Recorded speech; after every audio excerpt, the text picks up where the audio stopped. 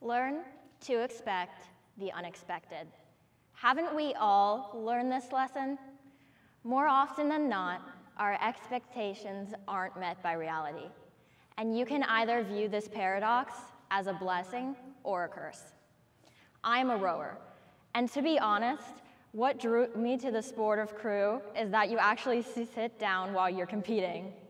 I had spent many unsuccessful years on the basketball, lacrosse, and cross-country teams. All sports where you just don't stand, you also have to run, and I wouldn't stand for it. So I came upon rowing as a seemingly simple way to get some fitness in. Therefore, I assumed, like most casual spectators, that rowing was an arms-only sport that would prove to be easy. This supposition sounds idiotic in hindsight, but at the time, it felt reasonable and made me feel confident about abandoning my former sports. Little did I know that rowing was a grueling, back-breaking, exhausting sport. ESPN actually describes crew as the most challenging high school sport because of the toll it takes on your muscles and your entire cardiovascular system. Rowers have been known to collapse at the end of races and erg tests, but I joined this sport anyways because my expectations were so inaccurate. An expectation is a strong belief that something will happen or be the case in the future. A belief that someone will or should achieve something. We all have them. Expectations of ourselves, expectations of others, expectations of how things are supposed to be. In some cases, our expectations can spark the beginning of something revolutionary. In other cases, they have the power to completely sabotage our outlook on certain life events. Whether good or bad, expectations undoubtedly play a crucial role in our day-to-day lives. They allow us to make both significant decisions and mundane ones that we don't even have time to think about anymore. Expecting that a car will stop at a red light, or that your clothes will be clean after you put them in the washing machine, are things that we don't think twice about. We simply expect that these things will happen based on prior experience. The complexities of expectations are not mere thought experiments. Vast research demonstrates how expectations really can alter our behavior.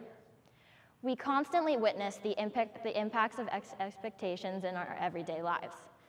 In one study, researchers asked participants to taste several wines labeled with a wide variety of prices. Brain scans of subjects showed that different areas of the brain activated depending on the subject's expectations, despite the fact that they were really only given 2 wines of the same price. Similarly, Parkinson's patients were injected with saline that they believed was either an $1,000 or a $1,500 medication. Patients who believed they had received the more expensive medicine performed significantly better on motor skills tests. In fact, the effectiveness of the premium placebo even rivaled their real medication.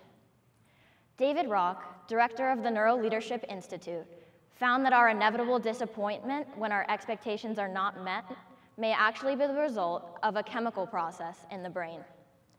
When something positive happens to us, the neurotransmitter dopamine is released, boosting our mood as a result. Because we are able to identify this good feeling, it stings much worse when something does not go as expected, as our negative feelings significantly outweigh the positive ones. Imagine that you're driving to school in the morning. You've taken the same roads to school every day for the past 5 years, so you know when the lights change and how much time you have to make it to the next light before it turns red. You don't actually know this, you expect it. What happens if there's an accident blocking your usual route, or if there's a lot of traffic for some unknown reason? Now you're late to school, you get flustered or distracted, and if you're not paying attention, you could hit a car based on the fact that you expected the light to be green because of prior experience. While expectations we place on ourselves can have a striking impact, the expectations we place on others can be equally influential. A Harvard study found that when teachers received fabricated test results that marked random students as destined for success, they treated these children notably differently. Teachers gave their special students significantly more feedback, significantly more opportunities, and significantly higher grades. They truly viewed these children as special and destined for success, even though they were no different from their peers. The other classmates, struggling with feelings of inferiority, experienced lower IQ scores and far less intellectual development due to their teachers' lowered expectations. So why not make a good first impression with your teacher that first day of school? Or make a good impression on anyone for that matter so that you influence their expectations of you. A benefit of expectations is the often motivating force they have on many people. Expectations can make us work harder or do things we never thought possible. Let's go back to rowing. My teammates expect me to show up to practice every day, to push myself to the limit on the erg machines and in the boat, and to take care of myself so that our performance as a team can elevate to a new level. These expectations are beneficial to everyone on the team. Even though the feeling we get from disappointing ourselves is undesirable, letting other people down is even worse. So how can we tell the difference between the beneficial and the detrimental? How can we ensure that our expectations will allow us to move forward? At first glance, it might seem that the secret to avoiding disappointment is simply to not have expectations at all. In reality, this idea proves to be quite unrealistic, as predictions are formed mainly by subconscious processes, making it essentially impossible for us not to have any expectations. Another thought that people tend to have is that if we cannot plainly shut down the part of our minds that creates these expectations, maybe we can find a way to control them. Yet again, we find ourselves caught in a mind trap. The ability to manage our expectations is extraordinarily difficult. When we set high expectations, we seem overconfident and ultimately end up disappointed with the final result. When we lower our expectations, negative thoughts overcrowd our means of making logical decisions. Because of this quandary, I offer a two-step solution to adjust not the formation of the expectation itself, but what to do when the outcome isn't what we expected. Let's start out with an example. Imagine that it's Friday night and you decided to reward yourself for a week of hard work by going to a new restaurant that plenty of friends and coworkers had raved about. It had a 4.5-star rating on Yelp and you were prepared to have a good time. Once you get there, though, the servers are rude, the food takes a long time to make it to your table, and the prices are absurd. You had set your expectations very high, but were ultimately disappointed. The first step is to take a step back and evaluate the expectations you had and why you had them. You expected the restaurant to be incredible because of all the other people that had recommended it. The second step is to look at the situation differently. Instead of focusing on the bad, look at the good. Think about what the restaurant did well instead. The decorations are beautiful, the menu is varied, the food was delicious once it arrived. The benefits of the restaurant clearly outweigh the costs. There you have it.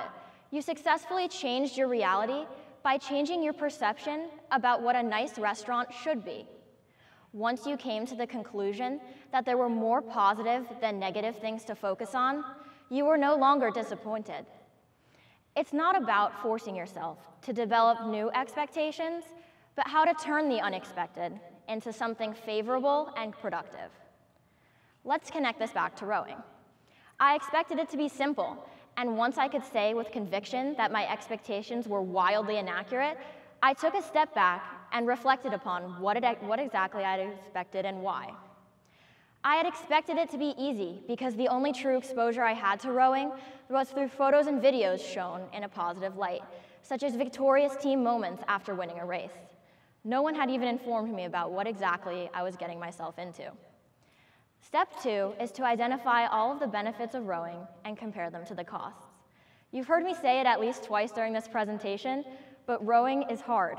It's a huge time commitment, and with the physical and mental toll it requires to become successful, exhaustion is inevitable. But crew really is a great workout, and I love being on a team. Combined with the euphoria rowers experience after winning a race, and the mental perseverance you develop while experiencing certain hardships, it is clear that the positive aspects of rowing outweigh the negative. I never could have expected to become so passionate and devoted to a sport. so willing to push myself and my team to be the best we could possibly be. And when you win a race, well, that sweet taste of victory more than justifies the hard work, sweat, and tears it took to get there. Once I examined my previous expectations, I was successfully able to change my reality. And after all, if you are able to align your own expectations with reality, if you have a method of turning initial disappointment into a constructive and effective experience, you too can learn to not only expect the unexpected, but to turn the unexpected into something unbelievable. Thank you.